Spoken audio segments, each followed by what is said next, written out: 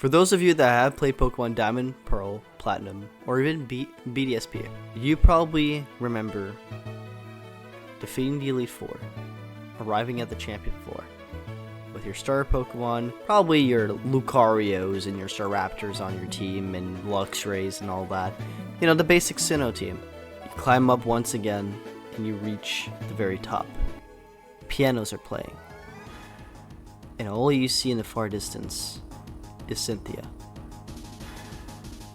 The atmosphere feels chilling, and her team seems menacing, but one Pokemon in particular makes you the most scared.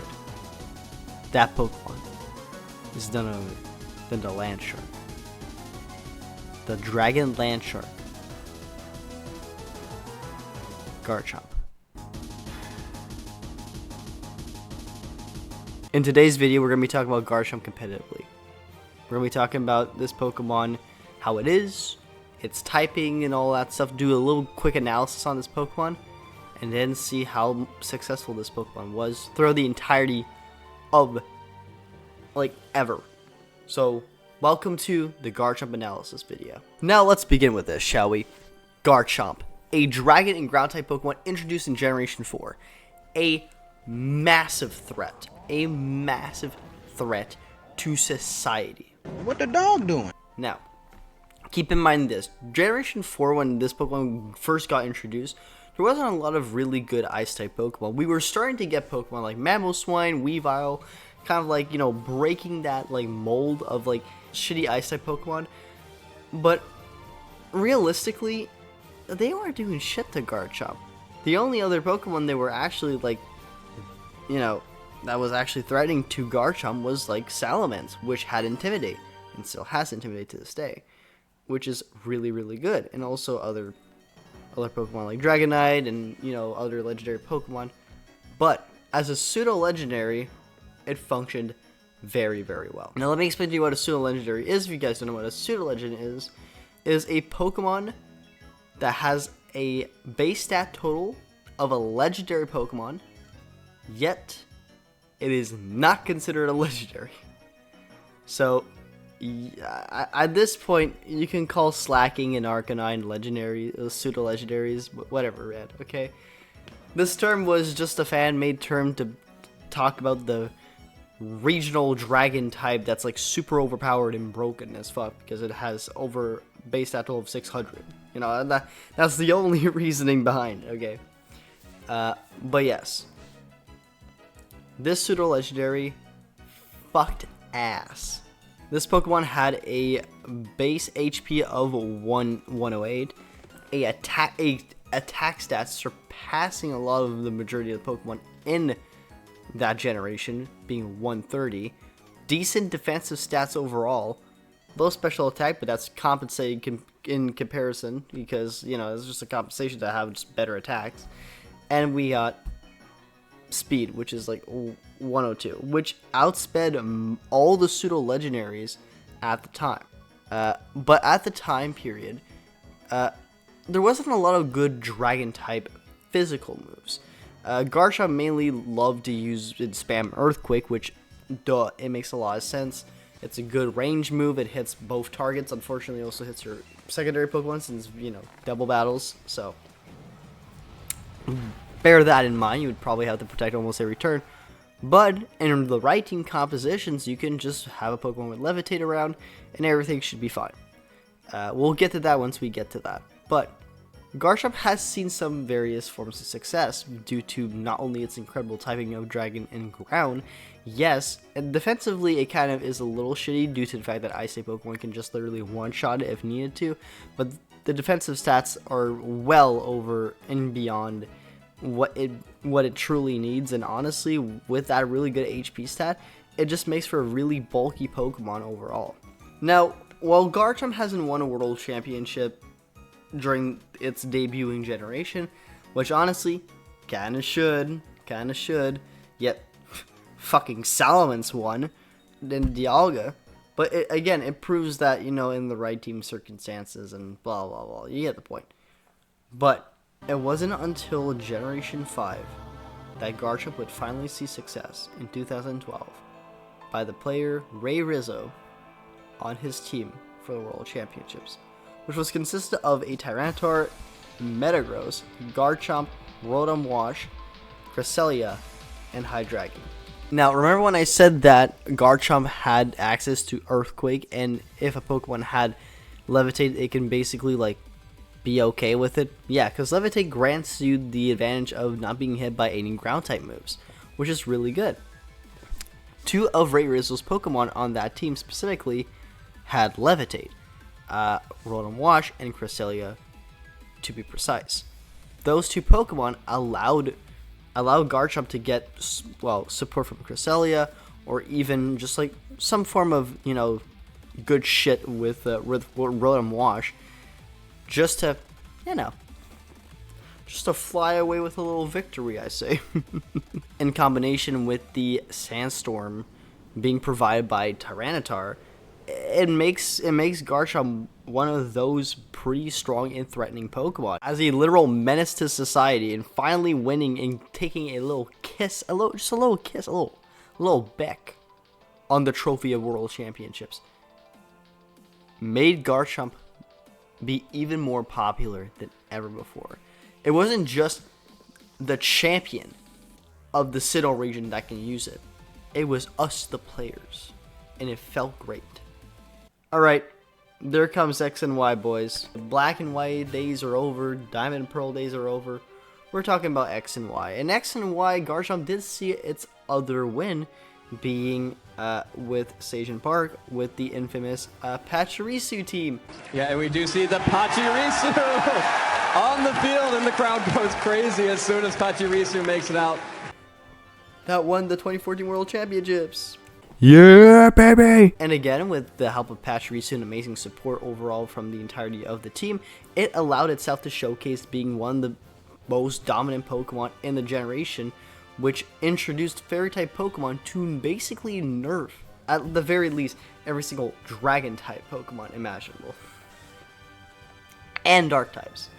So it's pretty darn wild to see Garchomp winning a World Championships, and honestly, well-deserved and well-respected too. This Pokemon is definitely deserving of that World Champion title. It's a really cool and unique team, and I really love it. I adore this team.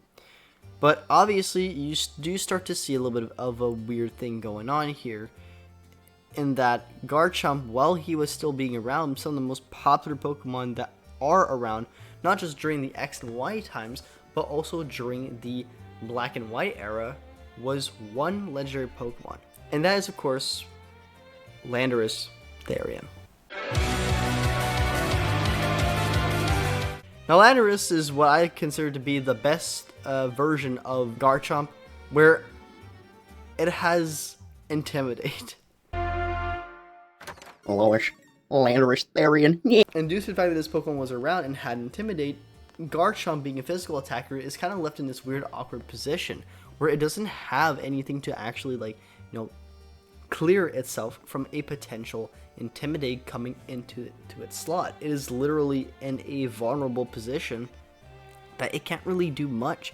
And it's sad because Garchomp is just really good. It's able to tank hits very well, and it's just a really good Pokemon overall. But yes, after this, Garchomp hasn't seen any success. And it's kind of suckish. Like, literally, after X and Y, Garchomp has been going downhill.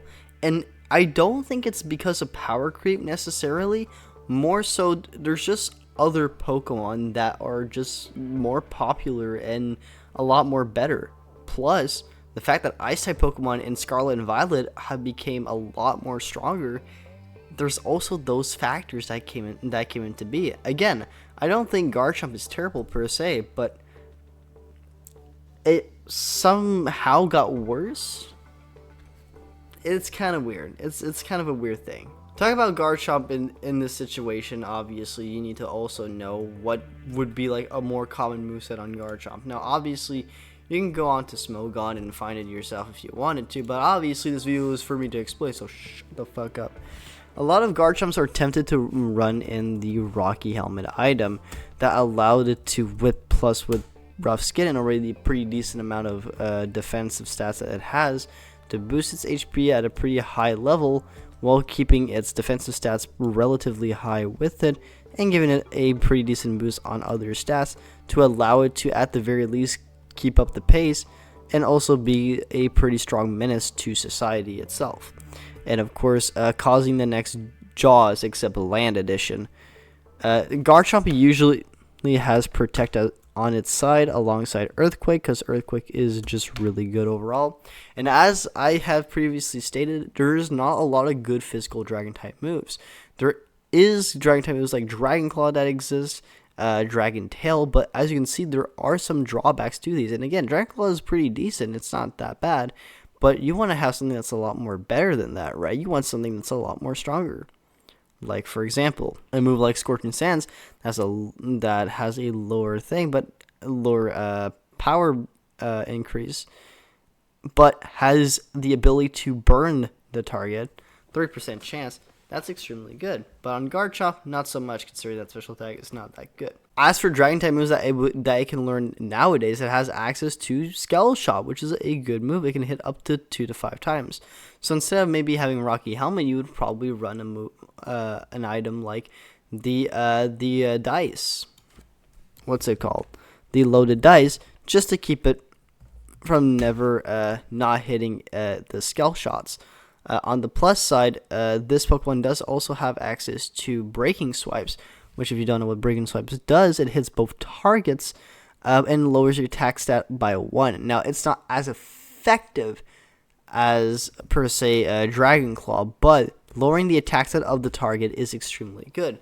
So this means you can pair up Garchomp with basically any other Pokemon that has access to Intimidate. And with the abundance of physical attacking Pokemon, you're basically allowing yourself to, kind of hit both targets for free and lowering their attack stat for a pretty significant amount too. So say for instance, I want to grab Breaking Swipes, and then usually the final move is something that is for coverage, like Poison Jab against Fairy type Pokemon specifically, or Iron Head as well. Now either or is good. I personally like to go for Poison Jab because Poison is just a really good typing, and honestly, if you want to give this thing Terra Poison, go ahead. But what if Terastallization never existed for this Pokemon? Well, again, you still have pretty decent coverage with Poison Jab, and it just works pretty well overall. You are also tempted to give it a boost of attack set to kind of maximize its attack, but I also recommend boosting its speed instead.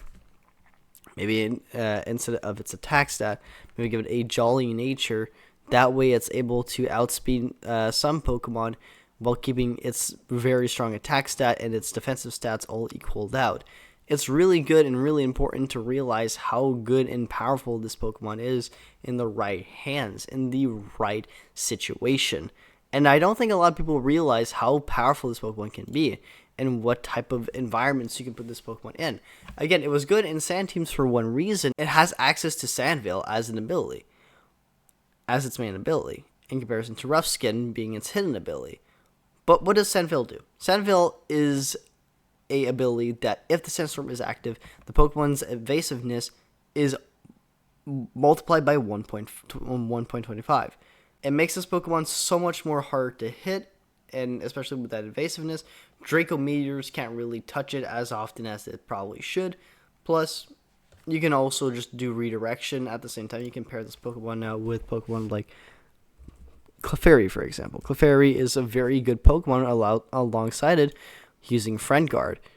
Get that Friend Guard Eviolite set, and then there you go. You got yourself a really good Pokemon that can go for Follow Me for any scenario. And plus, again, if you give this thing the proper tools and use the proper mechanics correctly, you get yourself probably one of the most threatening Pokemon in the metagame. But would you use this Pokemon over other good Dragon-type Pokemon and over other good Ground-type Pokemon? The answer is, nowadays, unfortunately, there's just better Pokemon. There are Pokemon like Blood Moon Ursaluna that exists. There's Pokemon like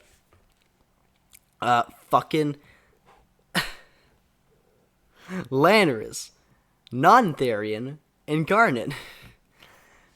Fuck, I swear, Landorus is just good no matter what, huh? Landorus is just that good no matter what. Anyways, And with Pokemon like Fluttermane running around, that's where I almost want to say that's where I think power creep comes in. But also, you're bringing in legendary Pokemon, which Garchomp, as much as he shines against some of those, it doesn't shine against all of them. And that's something that we need to basically agree upon, because I don't think a lot of people realize that Garchomp is kind of weak in those situations. And of course, we have other Pokemon like Ting-Lu that exist, and there's just a plethora of better ground type Pokemon options that you can run. But it's not like Garchomp is not unrunnable. In the right team, by the right hands, this Pokemon is definitely a massive threat. It is a monster of a Pokemon to face up against. And I honestly think it is indeed deserving of the World Champion title. Now, I'm going to do one final thing before ending off this video, and it's to say, is Garchomp a good Pokemon? And the answer to that is yes. I think Garchomp is one of the most unique and strong Pokemon that you can find. It's just that good. It's just that good of a Pokemon. It is a menace to society, and it causes PTSD. Because yes, when you see a Garchomp on the battlefield, you can remind yourself of the piano sounds. On that note, I hope you guys enjoyed this video. If you did, feel free to leave a like and subscribe. I swear, I'm not recording this and it's almost midnight. I swear. I swear it's not. I don't drink caffeine, can you tell? Anyways, hope you guys enjoyed this video. If you did, leave a like and subscribe. Don't forget, drugs are bad. If you get one, make sure you're hot. And if you guys like these types of videos of me taking analysis of some Pokemon, you're probably gonna like some of my shorts. They're recommended somewhere here. Plus, go check out this video where I probably done a rental team on a specific Pokemon. Go check that out. Or maybe check out my Pokebro video. Anyways, see you guys in the next one. Bye, guys. Little smoosh. Mwah.